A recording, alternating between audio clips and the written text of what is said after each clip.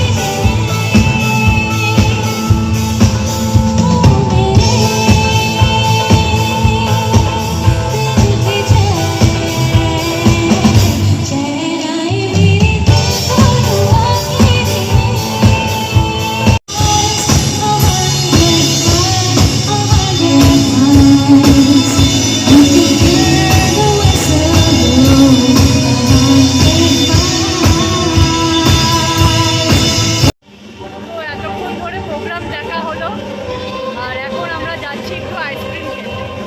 দেখতে পাচ্ছ এত সাউন্ডে আওয়াজ অত ক্লিয়ার আসছে না, তাও আমি বলার চেষ্টা করছি, তোমরা শুনতে পাচ্ছ কিনা আমি জানি না। তো প্রোগ্রাম এতক্ষণ ধরে দেখে